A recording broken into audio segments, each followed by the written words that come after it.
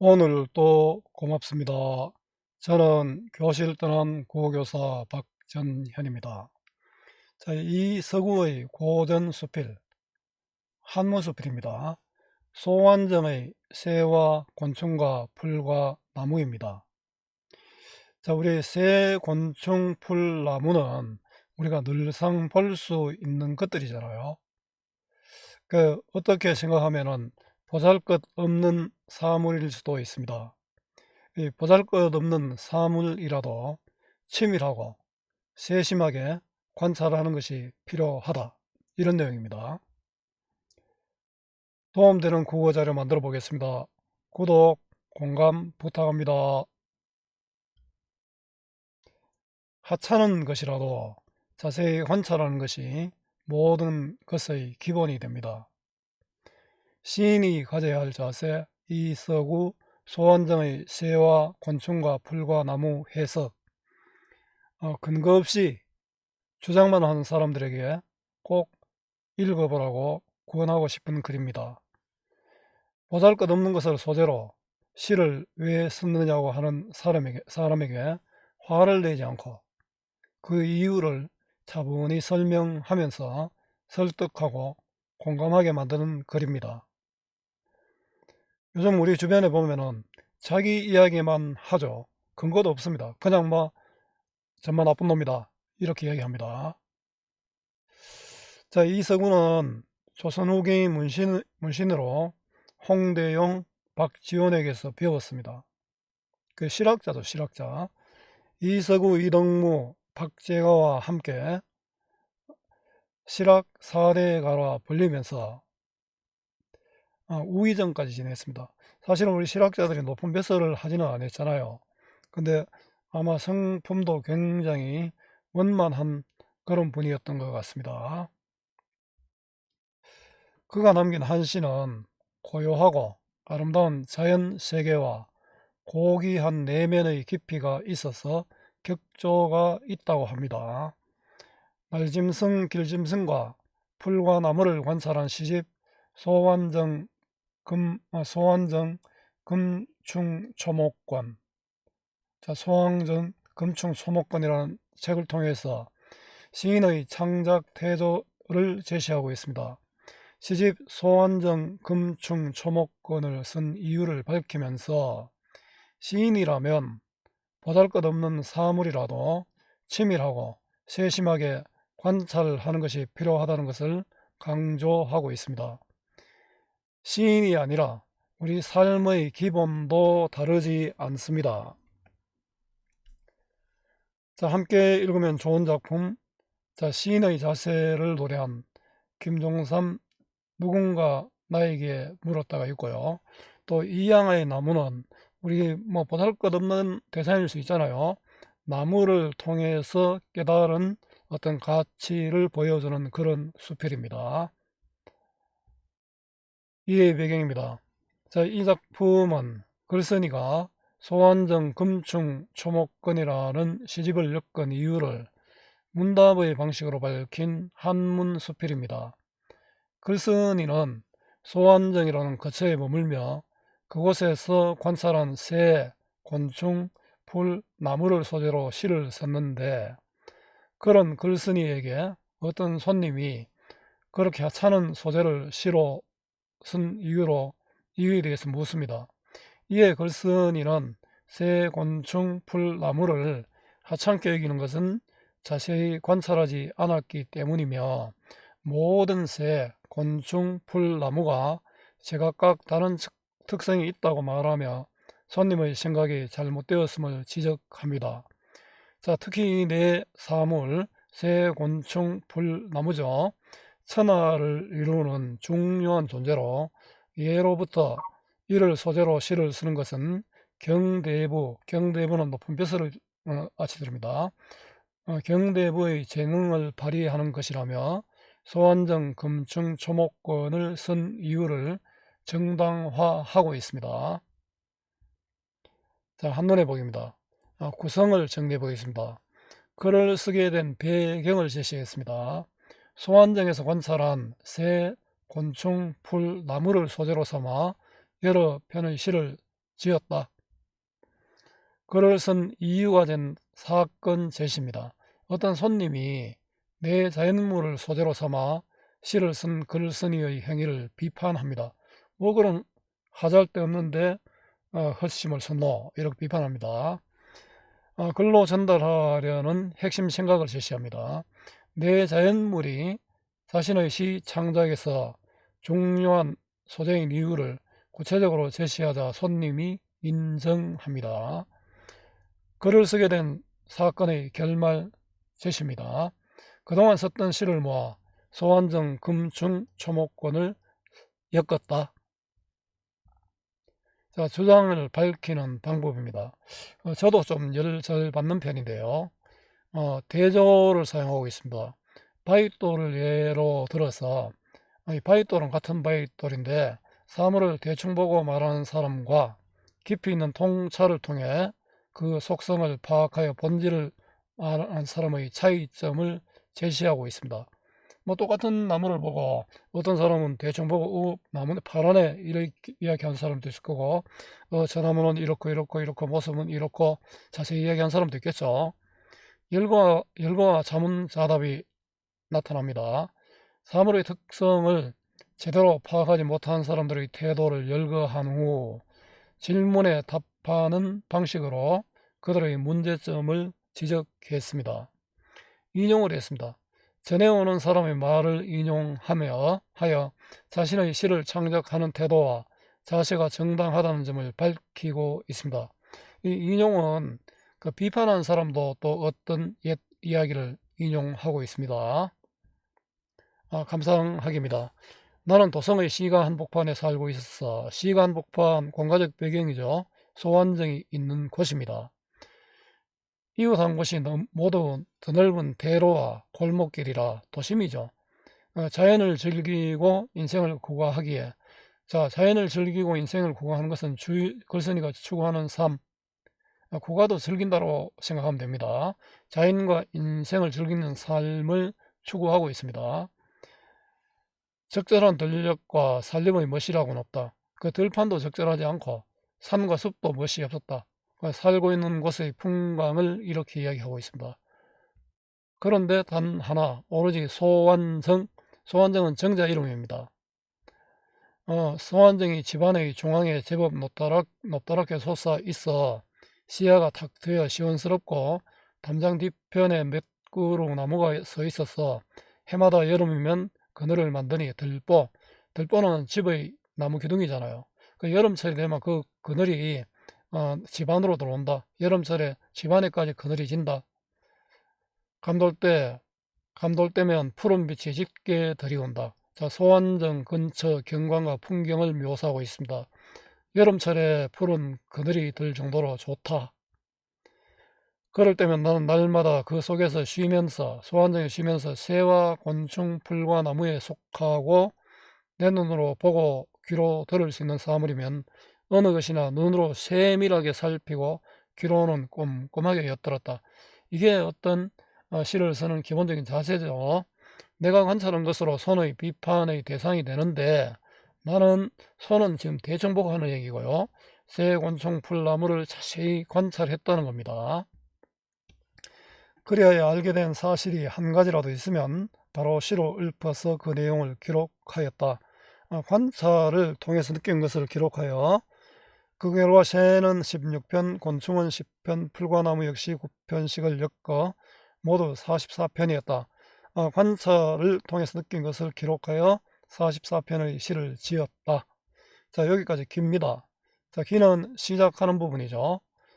소환정에서 새, 곤충, 풀, 나무를 소재로 시를 지었습니다. 그때 어떤 손님이 이렇게 말했다. 손님은 나에 대한 비판자입니다. 이거는 물론 실제 손님일 수도 있지만 화자가 설정한 가상의 손님일 수도 있습니다. 그 손과 나의 문답 형식으로 내용을 전개하고 있습니다. 이 사람들은 이하는 중국의 어떤 시인입니다. 문장을 지을 때 꽃과 새, 벌과 나비라는 소재를 벗어나지 않아서 나와 이하의 공통점이죠. 이런 걸 했다. 결국은 사람들의 이목을 놀라게 하지 못했다. 이하가 좋은 역할을 못했다는 거죠. 이하에 대한 부정적 평가하는 말. 자, 이 사람도 예 사람의 말을 인용해서 자신의 주장을 이야기하고 있죠. 당신은 오로지 지극히 미미한 사물을 관찰하고 아무 쓸모없는 것에 정신을 소모하니, 자, 당신의 선은 쓸모없는 것에 소모한 것이다. 나의 시에 대한 비판이죠. 이하의 경우에 가까운 것이 아닌가. 니도 이하처럼 보잘것없는 시를 썼다. 나의 시에 대한 비판. 이거는 아닌가요? 의문의 형식 서리적 표현으로 강조하고 있습니다. 여기까지 서 1입니다. 본문 1이죠. 어떤 손님, 미미한 사물을 소재로 시를 지은 이유를 궁금해 하고 있습니다. 궁금해 하면서 나를 또 비판하고 있다. 그죠? 그 말에 나는 이렇게 답하였다. 정말 그렇습니다. 그럼 나도 할 말이 있습니다. 정말 그렇습니다. 상대방의 주장을 일단 인정했죠. 그리고 내 할 얘기를 하겠다. 이거 보면 어떻습니까? 상대방의 말에 열받고 욕하는 이들과 비교됩니다. 요즘 일에 쓰는 뉴스 한번 봅니다. 뭐 전부 하면 상대방 뭐 헐뜯고 욕하고 자기 이야기만 하고 이러고 있죠. 자, 저 바윗돌은 둥그렇게 놓여있는 단단한 물건에 불과합니다. 이 바윗돌. 이 바윗돌은 내가 상대의 주장을 반박하기 위한 사례입니다. 이 바윗돌은 또 보는 사람마다 다르게 본다. 자세히 본 사람도 있고 대충 본 사람도 있는데, 대충 본 사람은 뭐 멍청한 이야기하고 자세히 보는 사람은 본질을 이야기한다. 이런 내용입니다. 그 물건이 산꼭대기나 바닷가에 아무렇게나 놓여 있으면 사람이 지나가다 보고서는 저기 둥그렇고 단단한 물건은 바윗돌이야 라고 아무 생각 없이 대강 말하고 맙니다. 이 사람은 어떤 사람입니까? 깊이 관찰을 하지 않는 이죠. 그들 가운데 조금 자중하는 사람들은 조금 관심 있는 사람들입니다. 그런데 이들도 어리석습니다. 저기 둥그렇고 단단한 물건은 바윗돌인데 그것은 흙이 뭉쳐서 단단해진 것이야 라고 말합니다. 그리고는 눈썹을 축혀 올리고 눈동자를 크게 굴리면서, 이건 뭡니까? 자신감 있게 당당하고 오만하게 사물의 이치를 신통하게 이해한다고 의기양양해 합니다. 내가 참, 저 봐라, 저 흙이 굳어서 단단한 거잖아 하고 이렇게 지가 알았다고 당당하게 얘기합니다. 하지만 그들은 그 이상은 모릅니다. 그래서 사물의 본질을 모른다는 거죠. 사물을 헤아려서 물건을 처음 만드는 학자는 바윗돌의 거칠고 가는 무늬와 옆으로 퍼지고 종으로 가파른 형체를 꼼꼼히 살핍니다. 자, 이거는 뭡니까? 사물을 깊이 관찰하는 사람들은 이렇다는 거다. 그죠? 정말 자세히 살핀다. 색깔을 분별할 때는 나방 눈썹 같은 녹색인지 숫깃 같은 청색인지를 나누고, 저 바에는 나방 눈썹 같은 녹색이고 저거는 숫깃 같은 청색이네. 재질을 구분할 때는 물리가 얼어서, 물리는 뭐 뜻을 잘 모른답니다. 뜻을 잘 모르는데 무늬가 아닐까라고 해석합니다. 무늬가 얼어서 반짝이는 것인지 거북등이 터져서 어떤 징조를 나타내는 것인지를 또 나눕니다. 한쪽은 푹 들어가고 한쪽은 돌출한 것 같은 작은 현상조차 감히 조금도 무시하는 일이 없습니다. 거의 사물을 헤아려서 물건을 처음 만드는 학자는 세밀하게 주의 깊게 관찰한다. 자, 사물을 주의 깊게 관찰하는 학자들의 태도, 그들의 자연관이죠. 내가 바로 이런 사람이다. 왜냐하면 하늘이 부여한 특징, 이건 본성이죠. 본성. 하늘의 이치를 소홀하게 보아서는 안 되기 때문이다.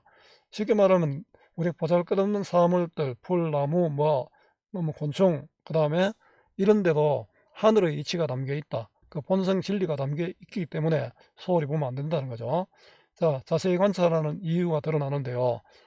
본성을 알기 위해서는 자세히 관찰해야 된다는 거죠. 위의 사람들과 대조가 된다. 그죠? 새는 날고 곤충은 꾸물거리며 푸른 싹을 틔고 나무는 우뚝이 솟아 수만 가지 모양이 같지 않고 제각기 그 자태를 뽐냅니다. 소재로 삼은 자연물, 새, 곤충, 풀, 나무는 각각의 특징, 본성을 지니고 있다. 이걸 알아야 되는데 그걸 모르고 뭐 대충 이야기하면 되겠느냐 이 말이죠. 이 화자의 개성적 인식이 드러납니다. 그렇지만 눈으로 보고서 나는 것은 새요, 꾸물거리는 것은 곤충이라 하고 삭을 틔우는 것을 풀이라 부르고 우뚝 솟아오르는 것을 나무라 부른다고 알 뿐입니다. 자, 깊이 관찰하지 않는 사람들의 특징이죠. 자연물의 특징이 아니라 얄팍한 일반적 지식으로 파악한다. 이런 걸 우리 전문용어로 수박겉핥기라고 이야기합니다. 이래놓고 지가 세상 이치를 다 아는 것처럼 얘기하는 사람들 많습니다. 어째서 그럴까요? 저들의 가슴 속에는 새와 곤충, 풀과 나무라는 겨우 4가지 의의만 들어있기 때문입니다. 대상의 특징이 아니라 지가 아는 이름만으로 생각한다는 거죠. 본질이 아니라 겉만 본다. 자연물의 본성이 아닌 개념, 일반적 지식으로 범주화, 묶는다는 거죠. 전부 다 묶어버린 겁니다. 저거는 전부 풀이네. 저거는 전부 나무네. 저건 전부 나비 곤충이네. 저거는 전부 나무네. 이렇게 얘기한다는 겁니다. 그죠? 왜 그럴까요? 하고 답을 했죠. 그 자문자답의 형식으로 자신의 생각을 강조하고 있습니다. 만약 저 4가지 의의가 옛날에 만들어지지 않았다면 분명 그 이름조차 알지도 못했을 것입니다. 지가 창의적으로 알 수 있는 것이 없다는 거죠. 제대로 관찰하지 않고 자기 주장만 한다는 비판적 인식이 드러납니다. 무릇 새와 곤충, 풀과 나무는 천지의 문장이다. 이게 중요합니다. 천지에 있는 문장의 소재가 된다. 근데 문장이란 인간을 장식하는 것입니다. 문장을 통해서 그 인간이 드러난다는 거죠. 문장을 통해서 그 사람의 깊이나 이런 것들이 드러난다는 겁니다. 인간이 자기 자신을 장식하고자 한다면 천지에 있는 문장, 자, 이거는 새와 곤충과 풀과 나무죠. 빌려 쓰지 않을 수가 있겠습니까? 이거 보면 문장이요 문장이란, 또 장식하는 것 장식하고자 한다면, 자, 천지에 있는 문장 빌려 쓰지 않을 수 없다. 이거는 뭡니까? 연쇄적 표현이죠. 연쇄적 표현과 서리적 표현을 활용하여 자신의 생각을 효과적으로 드러내고 있습니다. 이러한 까닭에 먼 옛날의 성인께서는 책을 써서 명명하는 것이었다. 책을 써서 이름을 붙이는 것, 이건 중요한 일이죠. 자, 성인의 책은 쉽게 나온 것이 아닙니다. 중요한 책이 됩니다.